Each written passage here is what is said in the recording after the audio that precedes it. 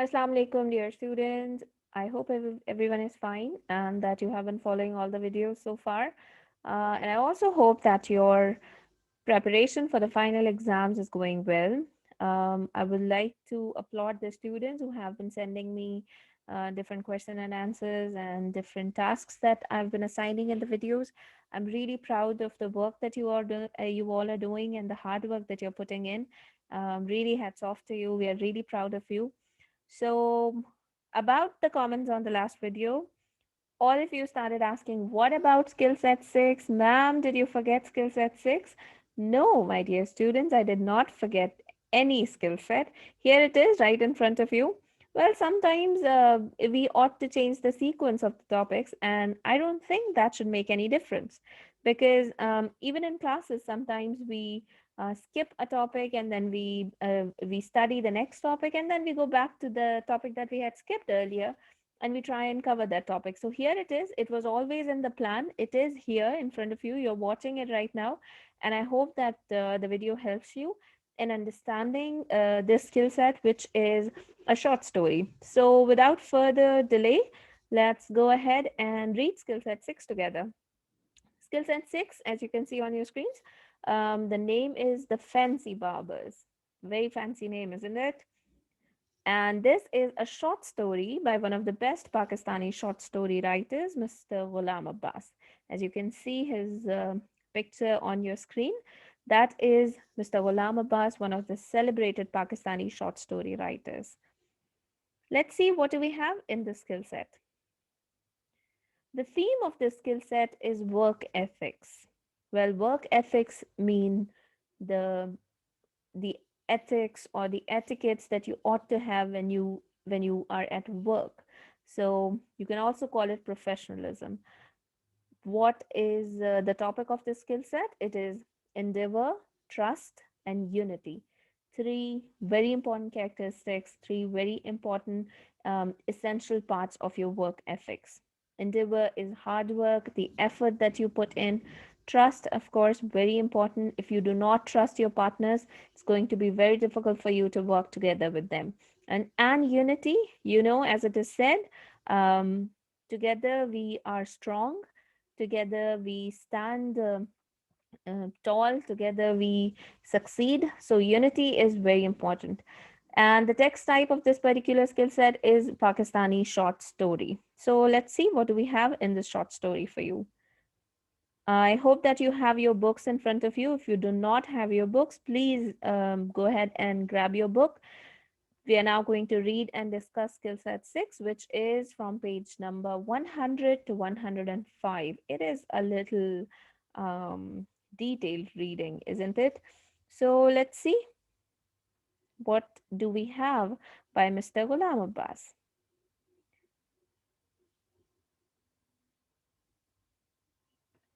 This is a very beautiful picture of somebody doing his job. All right, so the Fancy Barbers, dear students, I hope you have your books in front of you. Ghulam Abbas, 1909 to 1982, is one of Pakistan's best known short story writers. Some of his stories, such as Anandi and Overcoat, have acquired the status of classics in Urdu literature. His main interest was in the basic values of caring for others and living together peacefully. He painted lively pictures of people and city life. The Fancy Barbers is a good example of such writing. So let's see how Mr. Ghulam Abbas has portrayed a lively picture of people and city life. Here are some keywords so that it's easy for you to understand them when we go ahead and read. Invest means to put in money, put money in a business for profit. Enthusiastically is full of interest or very eager. Bonanza means source of great sudden wealth or luck. Substantial means large in amount or considerable. Helplessly means needing the help of others, and riot means disturbance of the peace or outbreak of lawlessness by a crowd. All right, so let's see what Mr. Ghulam Abbas has written for us. In the upheaval that followed the partition of India, four barbers from different cities found themselves coming together in a strange town.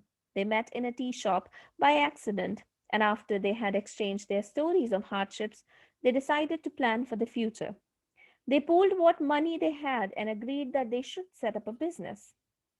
Those were the early days of independence. Particularly, all business activity had come to a standstill. The four barbers ran from one government office to another. One man they spoke to felt sorry for them and allotted them a shop in the middle of the city free of cost, which the earlier owner had abandoned during the riots. So, in the first two paragraphs, we come to know that the setting is right after partition of India and Pakistan. We see that there was a lot of disturbance at that time, and that there were people who were facing difficulties and hardships due to migration. So we come to know that there are four barbers and they are from different cities. They all come together in a strange town. We do not know the name of the town. So they come together, they meet at a place by accident, by chance. They all meet, they all happen to meet at a tea shop, and they all exchange their stories of hardships and how it's very difficult for them to survive. So they all get together and decide for the future. Now, what do is they pool in whatever money they have, and then they agreed to set up a business out of it. And those were the days, very early days of independence. So definitely it was very difficult to survive at that particular time. So also we know that at that time all business activities had come to a standstill because of all the upheavals and difficulties and the riots that were happening all around. So now what happens is the four barbers, they decide that they're going to open a shop together. They pool in whatever money they have. They go from one government office to another, and so that they can get a shop. So one man that they meet or they speak to, he feels very sorry for them and he allots them a shop in the middle of the city free of cost, which is a great chance for them to set up their business. And why did that government officer allot them this shop? Is because there was an earlier owner who had abandoned the shop during the riots, during all the fights, during all the disturbances. The owner of the shop had left it and he had probably migrated to some other place. So now this shop was empty and it was available. So this gentleman, a government officer who felt sorry for these four barbers, allots them this shop so that they can set up their shop in there. All right, so let's see what happens next. It was not a big place, but it had been tastefully done up by the previous owner, also a barber. Well, what's interesting is that this shop actually belonged to a barber. And so he had very nicely or very tastefully done up this particular shop. Although it was not a very big place, but it was very nicely set up. The basic facilities were there, though if you looked carefully, you noticed that the marble had slipped at the corners and the mirrors, though large, were not of an expensive make and distorted the image. There was no running water, which meant that hair could not be shampooed, but the barbers did not pay much attention to the shortcomings. The oldest among them was called Ustad. He had a few permanent customers whom he used to shave at their homes every morning. The one younger to him had plied his trade on the platform of the city's railway station. The two youngest had done casual labor and never earned more than a couple of rupees a day. But that was all in the past. Now they had a feeling that if they worked hard, they would improve their prospects in the world. Now, in this particular paragraph, we get to meet the different characters of the story. We see that the eldest character that we have is Ustad. He is, of course, as the name suggests, sort of a teacher, well, teacher in his own profession. He's called Ustad because he has had different barbers working under his supervision and he has supervised many of them. So he is now an experienced barber. That's why we call him Ustad. So we come to know that we have Ustad who had a few permanent customers. Then we have another younger one whose business was thriving mostly at the railway station, where he used to go and ply his trade. Then we see that there are two younger ones who are probably very pro at casual labor, and they do not earn more than a couple of rupees a day. So what we see is difference of rank. We see that there are four different barbers but they're all at different levels of their professional capabilities. We see the eldest one is very experienced and he has permanent customers. Then we have a younger one who is also probably in the mid-career, level. He also has good business, which is, but he doesn't really have those permanent customers. He goes and hunts for customers every day. Then we have two younger ones who do not earn more than a couple of rupees a day, which means that there are four barbers, but they are of different professional capabilities. And now all these four people have come together to set up this shop and work together. Now, the writer in the last two lines of this paragraph says, but that was all in the past. Now they had a feeling that if they worked hard, they would improve their prospects in the world. What the author is trying to tell is these four people believe that whatever their professional standing is, or whatever, whatever business they were doing so far was all in the past. Now, if they all work together, they had really good chances to be successful. And that is true because they're very hopeful. We see that work ethics are working here. It's all about unity. It's all about the idea that you can rely on each other and you can actually improve your chances of surviving in these difficult times. So let's see what happens in the story next. All four had their own basic instruments, but some purchases were still necessary, such as cheap soap dishes, shaving brushes, combs, towels, perfumed hair oil, cheap face cream, talcum powder, and empty lavender bottles, which were filled with mustard oil. Now, in the earlier paragraph, also, the author talks about the physical setting of the scene. He talks about the shop and how it looked like, and same goes for this particular paragraph. It's a small three-line paragraph where he's telling about the basic instruments that were there and the extra instruments that were needed so that the shop could be set up. They kept their rates 50% lower than those charged by other barbers. Well, that's a very smart idea. As you're starting a new shop, you offer a 50% lower rate than others. They had them inscribed on a piece of cardboard, and it was the first thing the customers saw when he entered. The old name of the shop was Fancy Hair Cutting Saloon. When a clerk told them what the word fancy meant, they were delighted and decided not to change it. Look at look at the lively touch that Ghulam Abbas has given us here. He talks about the name of the shop. The old name was Fancy Hair Cutting Saloon. Now look at the spelling of saloon. Of course, that's an incorrect spelling, but that's how it is. You never get to see perfect spellings on these small shops all around the city, isn't that? And that's the beauty of how realistic writing this is. So the name of the shop was Fancy Haircutting Saloon, and these four barbers, when they got to know what it meant, they were so happy, they were delighted, and they decided not to change it because they really loved the name. And they thought that, well, it's a very fancy name, isn't it? And they really expected the people to be attracted by this name. And I think that's what happened. So let's see what happens on the day of inauguration. Here we are on the next paragraph, line number 26. On the day of the inauguration, the four men shaved and shampooed one another, took hot baths, put on clean shirts and trousers, oiled and combed their hair, and even powdered their faces and necks, and used air freshener to make the place smell nice. Their cutthroat razors looked sharp and dazzling because they had been sharpening them the night before. Then they stood there waiting for the clients to walk in. You see how excited these people are when they're starting? It's the day of the inauguration. They're all dressed up. They have really prepped themselves, prepped each other for the big day that they have.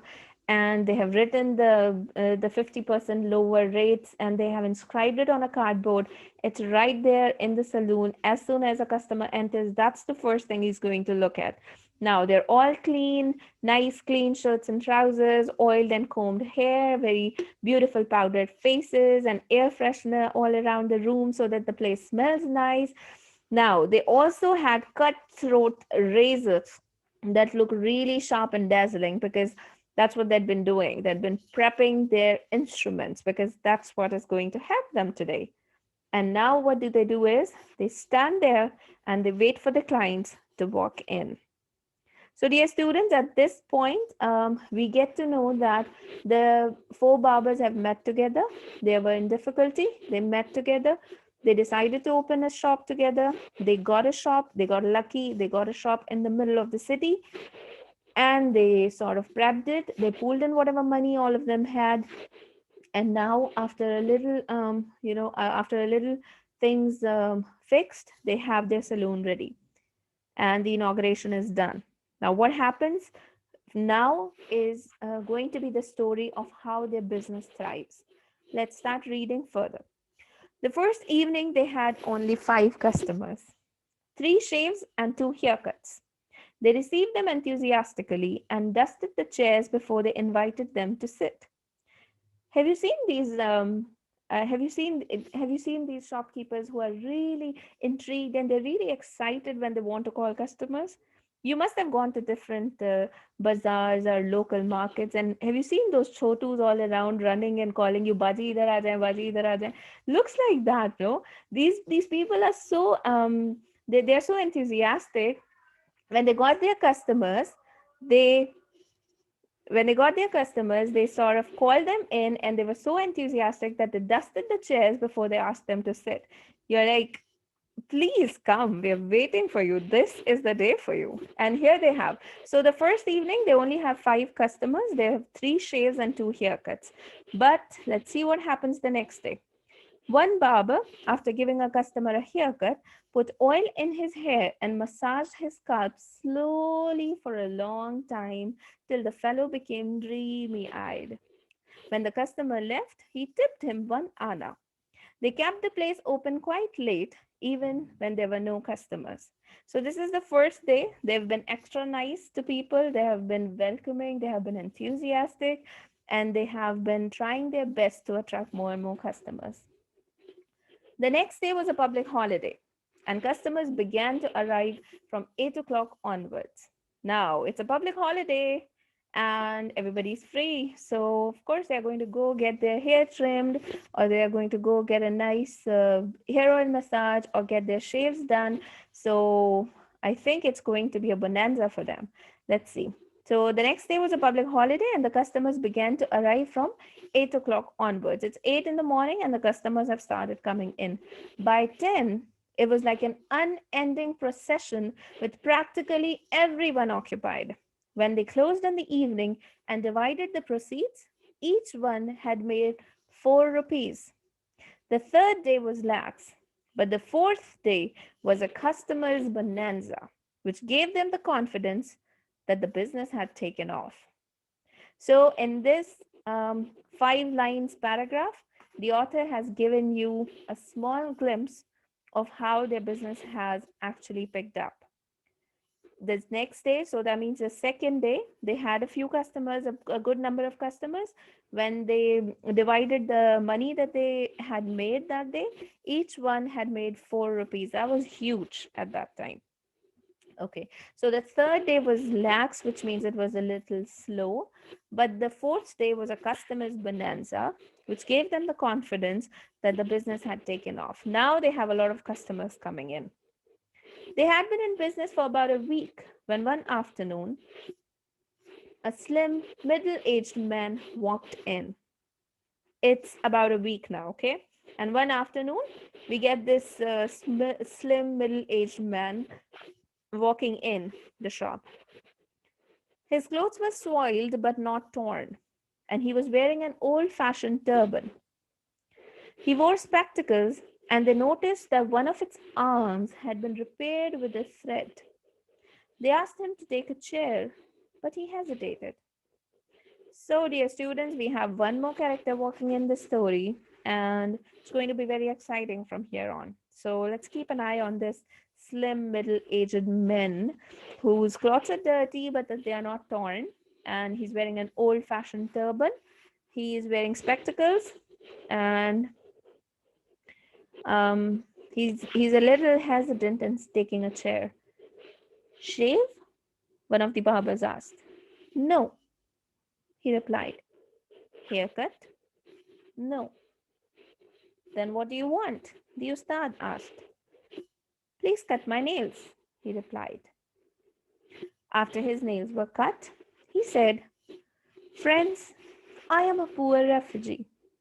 In my hometown, I was clerk to a money lender.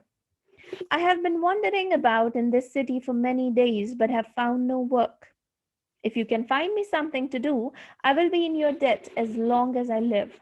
I am so sick of having nothing to do that whatever you pass my way, I will accept with gratitude. Besides knowing how to keep accounts, I can also cook very well. Nobody spoke for a while. They just looked at one another with inquiring eyes until Ustad broke the silence. Look, my friends, we are refugees too, and this is a new business. There can be no question of a salary, but meals twice a day are possible. In fact, you might like to prepare them yourself. You could also perhaps dust the shop and use the mop now and then. Once you have found something more substantial, you can leave without any hard feelings on our part. He thanked them happily, and that was that. Very nicely written by Mr. Ghulam Abbas. He now has introduced a new character, and he has told us how emotional this character made the other four barbers. He said that he was a refugee, he wanted some work, he was tired and sick of not having anything to do. He said he had experience in keeping accounts or keeping books. He also said that he could cook very well. So, what could these people do? It's a new business after all, and they're all refugees, aren't they? And of course, because it's a unity, because it's the question of unity, it's everybody's money that has been pooled in the shop. Then none of them wants to commit anything. So what they do is they're silent and they sort of look at each other with inquiring eyes, which means sort of a question in their eyes about what to do with this man, until Ustad broke the silence. Of course, he is the oldest, he is the senior most, so he has a say.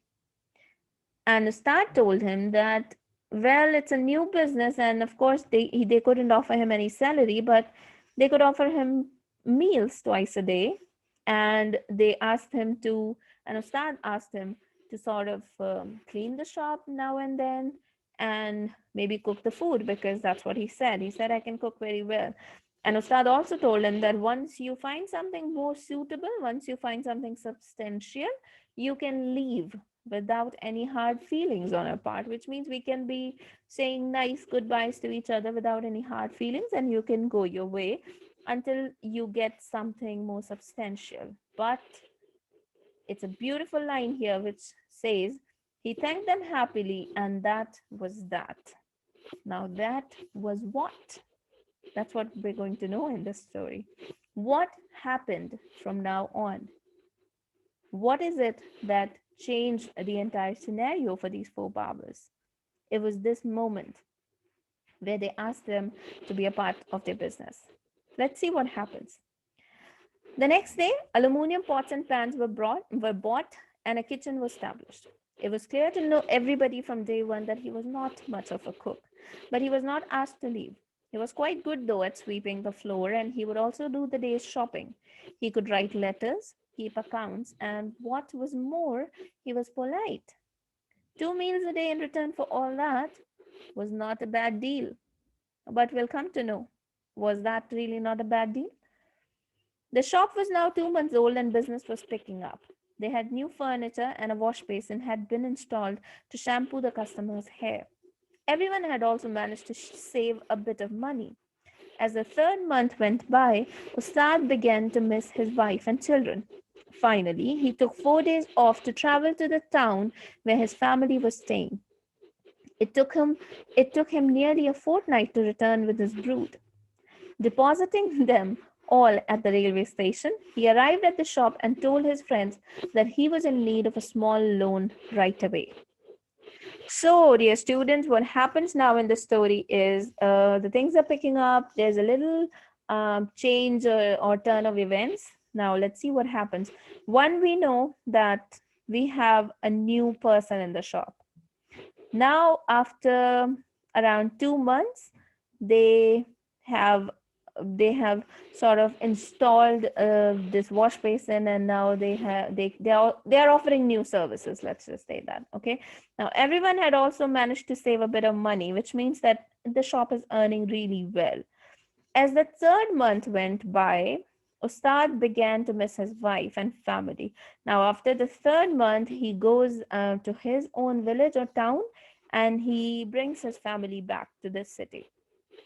He has deposited all of them at the railway station, and he goes to the shop and tells his friends that he needs a small loan right away, because of course he has now family with him.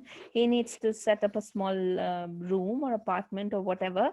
Definitely he needs some money. So Ustad is off for 4 days. He comes back, he asks for some money. Everybody felt that Ustad ought not to expect to be paid for the time he was away. But since he was older and they were all good friends, quietly and uncomplainingly, they contributed 5 rupees each to keep Ustad going. Now, you see, this is where the things are starting to turn. The feelings among the team members, they are now starting to change a little. Everyone felt that while Ustad was not here, he shouldn't be expecting money from us, because it's he hasn't really worked hard for these 4 days. He was away, and this money belongs to us. But anyways, because he was older, because they all were friends, they were quiet, they did not complain. Everybody gave him 5 rupees, so now he had around 15 rupees. So let's just they sort of helped Ustad to settle his family and all. But we see that there's a little problem here in the team of barbers. Okay, so let's see what happens next. The system they had followed until now was that each person kept the money he had earned, and at close of day it was pooled and split 4 ways after deductions for food and repairs. Now, what the system was that whatever they all earned, all of them kept it, and at the end of the day, they all pooled in the money. So, for example, if Ustad had 2 rupees, and if other people had 2 rupees each, they all pooled in the money at the end, and the entire amount was um, split in four after deductions for food and repairs. They use whatever money they had, they used to split it in four equal amounts, and they all four people used to take it. Okay. Ustad made it clear a day after his return that he would be living with his wife and children and having all his meals at home. He also wanted to pull out of the common mess, because it was not right that he should pay for food he was not going to eat. His companions did not say anything. The daily routine had now changed. Ustad would leave at midday to eat at home. He had found some place close by and return after 2 hours. In the evening, they had begun to close early because he was in a hurry to get home, but not without first claiming his share of the day's takings. So now Ustad's behavior has changed a little. Since he has his family with him, what he does is he goes back home at midday. He comes back after 2 hours. Also, he's not contributing in the common mess that they have, because he says that he's going to eat at home. So why should he be paying for the food that he's not going to eat? Now Ustad is changing a little here. He's also in a hurry to get back home at night, so that's why they have to close the shop early. But amidst all that, he really wants to claim his share of the day's takings, although he's not giving equal time. But he does want to take the money that is being split in four. Okay, the new arrangement had been in progress for a week, but there was a change in the attitude of the other three towards the start. Now you see, it's very natural for somebody um, to feel that way. The behavior is going to change.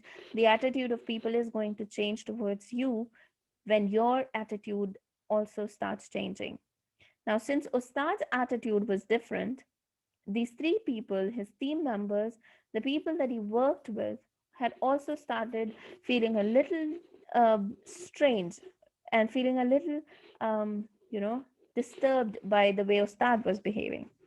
They would often whisper to one another or watch his movements carefully in order to check in which of his pockets he was putting the money given to him by the customers. They had come to the conclusion that Ustad was not honest in matters of money. They discussed a number of ways in which they could deal with the situation, and after having agreed on one, went to sleep with a light heart. The next day, when the older man appeared for work, he found the three quarreling amongst themselves. So we see that people have started doubting Ustad.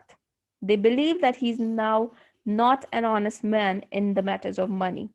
They're also trying to check if he is keeping the money that is being given to him by the customers in the same pocket, or is he sort of tampering with the money that he's getting. And they also discuss this thing with each other, and they have come up with a solution of how to bring this thing up. And they go back to sleep. I mean, they go and they close the shop, they go sleep with a light heart, and the next day, when Ustad appears for work, he finds three of them quarreling. That means they are all fighting with each other. Let's see what it is. Probably it's a drama that they've created. One was saying, with my own two sinful eyes, I saw you slip that 4 anna piece in your trouser pocket. That is nonsense. The one being accused shot back. Did I not catch you putting three of the 4 annas a customer had given you in one pocket and hide the fourth between your fingers? The third man now spoke. Why are you fighting, my friends? Let's place a table and a chair next to the door and let a friend, the munshi, be on the duty there. There should be a small money box on the table with a hole in the lid. Let the customer himself slip in what he owes. That way, none of us will even touch the money. If you like, he can put it all down in a ledger book. That is acceptable to me, but this one will not agree because he is dishonest at heart, said the first barber. The men addressed retaliated angrily. Who says I will not agree? I agree.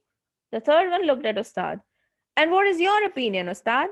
But he did not wish to say anything for or against, opting for a diplomatic silence.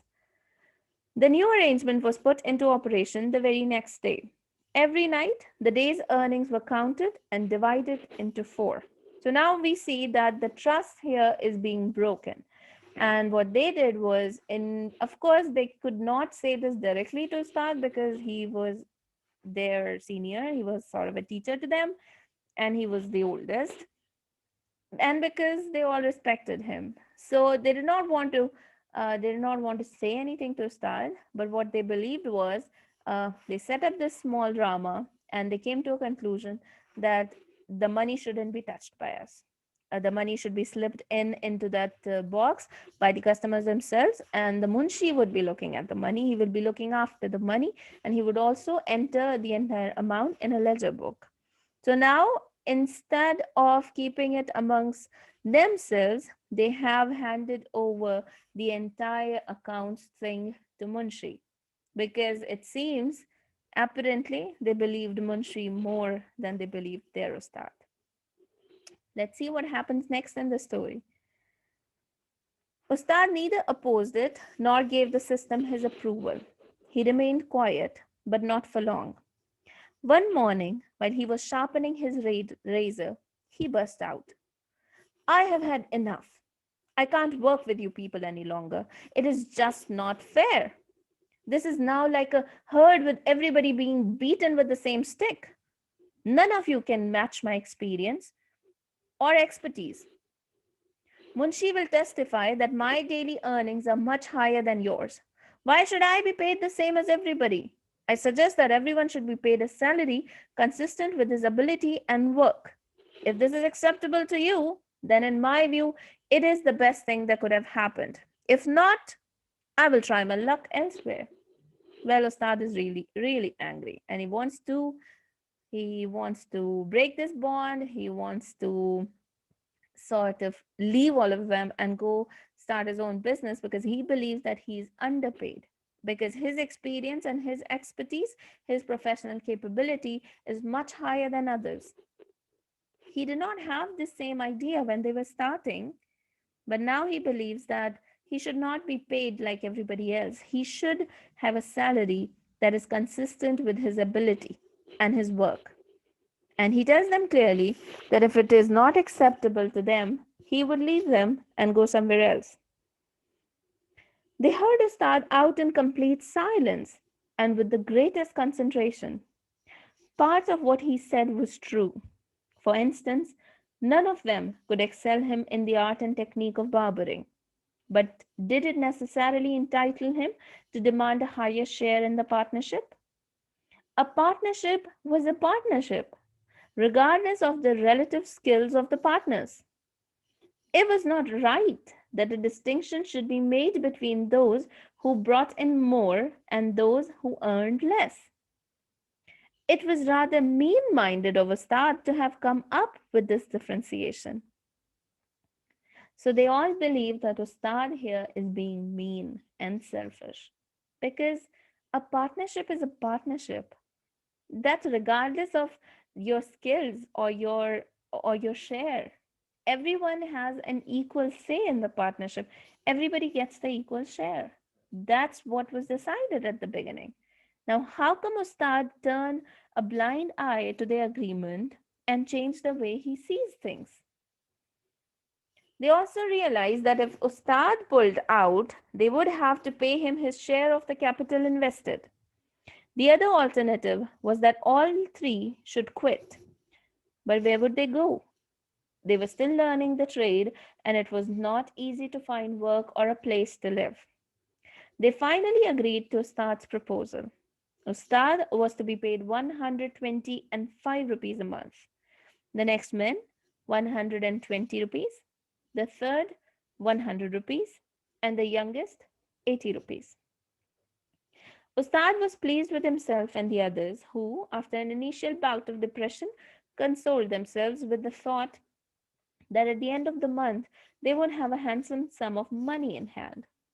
On payday, they discovered that the total earnings of the month did not even add up to half their salaries. They just could not understand how that was possible since the shop was doing well and they were constantly getting new customers. The Munshi's accounts were carefully checked and they were letter and figure perfect. There simply was no chance of a mistake. Here we see what happens. The story has taken a sharp twist of events, a turn of events. They all decided on Ustad's, on Ustad's em- uh, how Ustad insisted. I'm sorry. They all decided that they are going to get paid as per their ability to work, as per their expertise.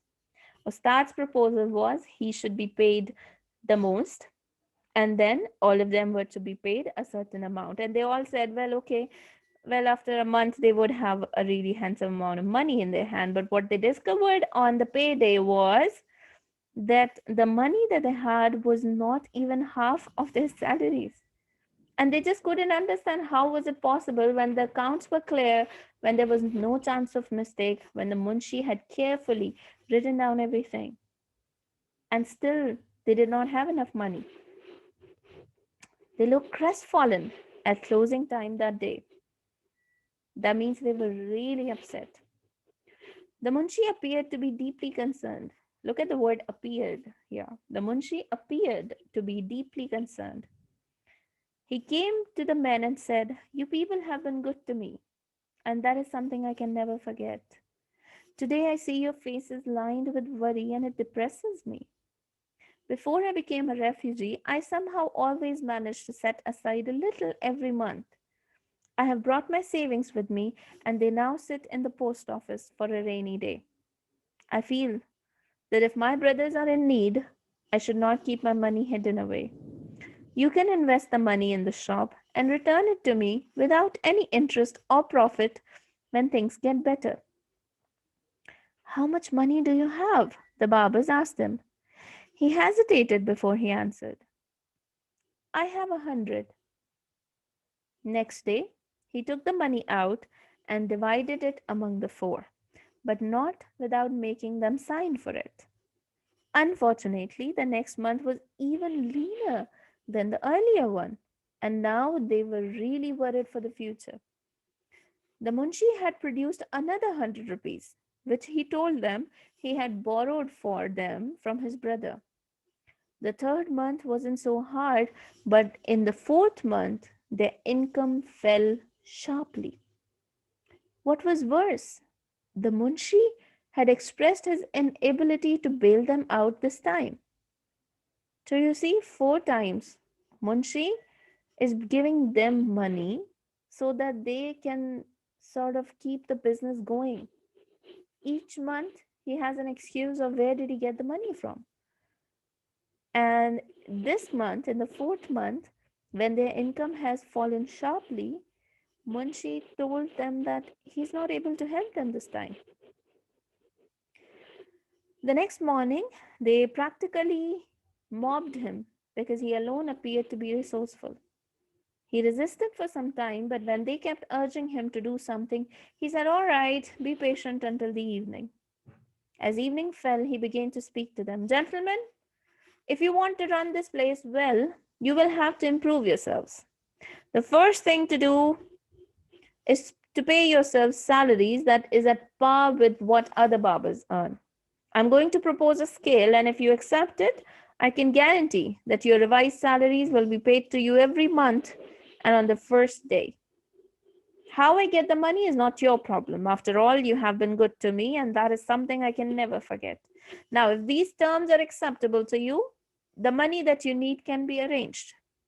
You see how Munshi has changed from a person who was hesitant, who was who was or who was hesitant to even sit in the chair the first day he came in. He wasn't even sure if he needed a haircut. He asked them to trim his nails, and today he's talking to them and assuring them that he can bail them out of this problem and that he could arrange the money that they need. And he told them that if his terms were acceptable to these four barbers, he would be happy to help them. Well, wasn't he the person who was actually helped by these barbers? Today, he stands stronger than the four barbers. He stands confident. He stands more resourceful. And these four barbers, who were so happy when they started their shop, are today crestfallen because they believe the shop is going to close. The Munshi tells them that if they all agree with the pay that he's going to propose, he can help them. Of course, what else would they have done? Let's see, what do we have now? Ostad was the first to speak. And what salaries are you proposing? The Munshi replied, To you, I can give 80 rupees. And for the others on a descending scale, 60, 50, and 40. You will be paid in advance on the first of every month. That's my promise.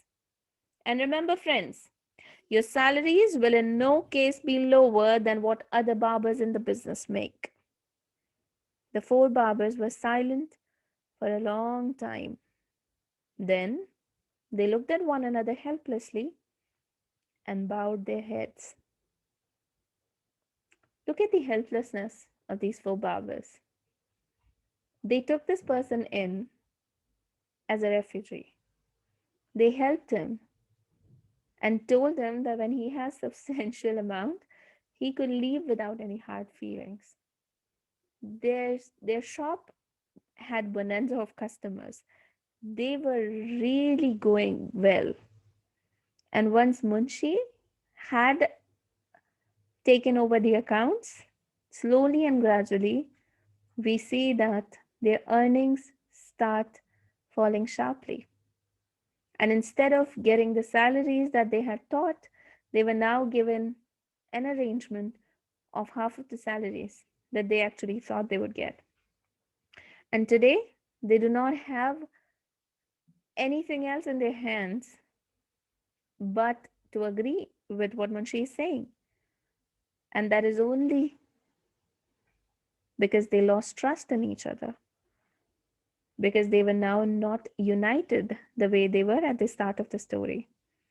Because that's what happens when you start doubting your own friends in your business. That's what happens when you do not clear the doubts that you have with each other. Instead, you choose a third party to take care of the things that you were supposed to take care of. That is how your work ethics can make you or break you.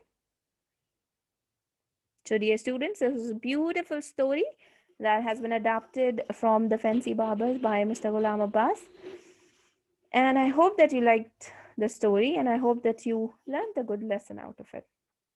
Well, there's this one meaning that I would like to tell you. An ana is the Pakistani currency denomination, which is not used anymore.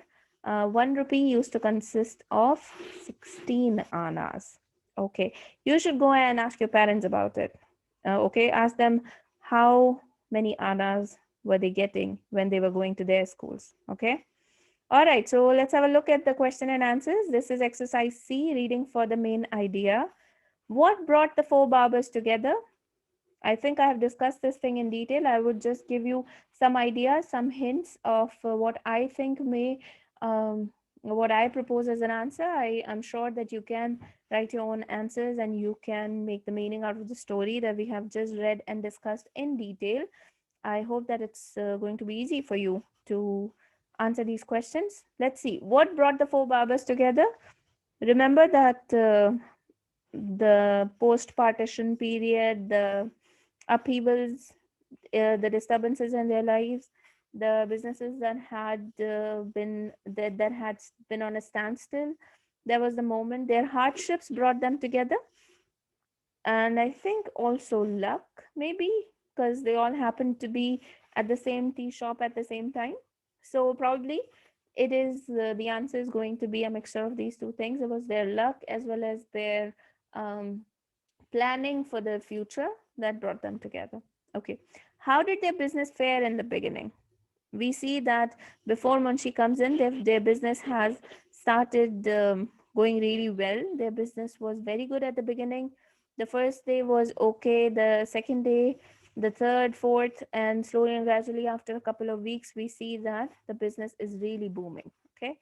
Number three, what happened to their earnings after the Munshi came? Once the Munshi came, their earnings started falling because their earnings started falling short because Munshi had started tampering with the accounts. Munshi had started tampering with the money that was coming in. Okay, so that's what happened. I think you can write a good detailed answer for this. Who got the most out of the business in the end? Well, Munshi, of course. He got the most out of the business.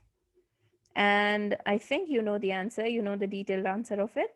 Please go ahead and write your reasons of why you think Munshi, or if you think anybody else got the most out of it, you can write it and give your reasons for your answer. All right, now we have some true and false. Which of the following statements are true and which are false? Rewrite the false statements to make them true. Life in the early days after independence was difficult. Of course, that is a true statement. The barbers bought a new saloon. False. No, they did not buy a new saloon. They got the one that was already abundant by a barber. Number three, the barbers worked very hard and wholeheartedly. That is true. The Ustad was the first to break the system. That is also true. The Munshi borrowed money to help the barbers. I think that is false because he was actually, well, he says that he borrowed money. So if we look at the details, maybe this is going to be true. He said that he borrowed the money, but I think that he tampered with the accounts. So I don't know. You tell me if it's true or false. In the end, the four barbers once again decided to pool their money. No, they did not. It was Munshi who said that he would bring them out of it. So, no, it's not true. Okay, you guys go ahead and read the story again if you would like to, and tell me in the comments what you think are true statements and which ones do you think are false. Okay, moving on. This is exercise E, meaning and context. I would like to assign this as a homework. Please go ahead, use your dictionaries, use your thesauruses, and match the words in column A with their meanings in column B. Go ahead, have a look at these words and do this activity as your homework. This exercise has two questions. Find words and expressions in the story that mean the same as following. You have the line numbers, you have the meanings of the words. I would like you to go ahead and find these words and find the word and expression in the story and write that word in front of it. That is going to be your homework. All right. Reading for inference and interpretation. Select the correct answers. The barbers retained the old name of the saloon because A, they wanted to attract new customers. B, they could not think up a new name. C, they wanted to keep the old customers. I think it's A, they wanted to attract new customers because the name was very fancy and they were delighted with the name. Later, the barbers let the Munshi stay on because they thought he was useful to them, he was in need of help, or he was more educated than them. Well, A, they thought that he was very useful to them. But we get to know that he was not really of any use. All right. Number three, when the Ustad asked for more money than others, he was being selfish. He was asking for what he thought he deserved, or he was showing concern for his family. A, he was being selfish because we see in the story that they say that it was mean-minded of Ustad to ask for or ask for the money. So he was being selfish. That's 3A. Number four, after the initial success, the shop could not do very well because the barbers were spending more than they were earning, the munshi was tampering with the accounts, or C, the customers were not satisfied with their work anymore. Obviously, the answer is B. The munshi was tampering with the accounts.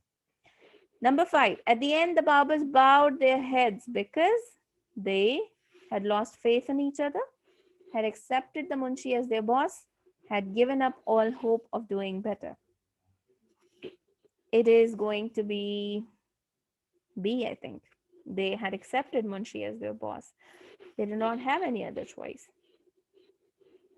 Okay, this is question number two, and it has two parts. A, in what spirit did the barber set up their shop? How and why did it change? And B, what does the story say about trust in relationships? I would like to assign this as a homework to you. Dear students, please go ahead and write your answers for these two questions. I would maybe give you a little hint. Question A says, in what spirit did the barbers set up their shop? How and why did it change? We have discussed this throughout the story.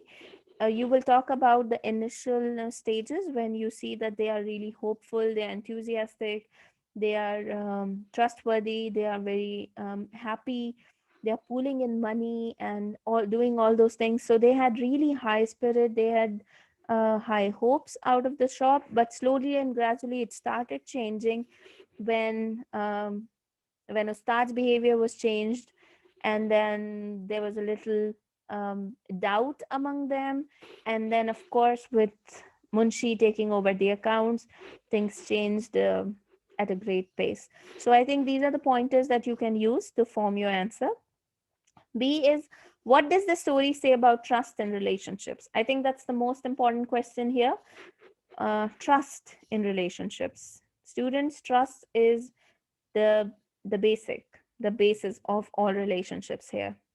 And in this story also we see that when they start losing trust in ustad or another relation, or in ustad especially, then slowly and gradually things start heating up, and then there are arguments, and then there are fights, and then they bring in a third person into the relationship, and that's how things changed in the story. So go ahead and use this frame of reference, and maybe you can formulate your answer for this question. I'm sure that you can use better words, better vocabulary, and you can write more structured sentences than what I'm telling you right now, because these are just hints and phrases.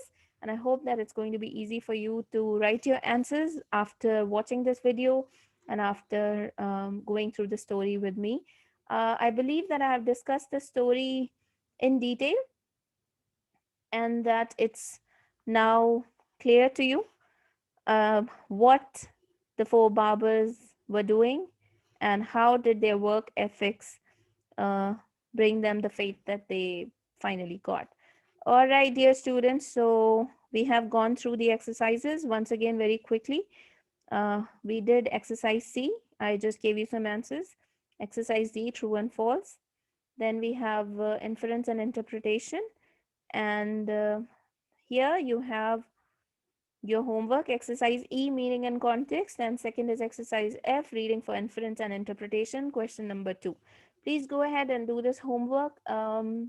Write your answers in the comments, or you can also email your answers to me. I have received some emails for the previous videos. I'm really happy the way you guys are working. So once again, thank you very much, dear students. Take care. Enjoy reading.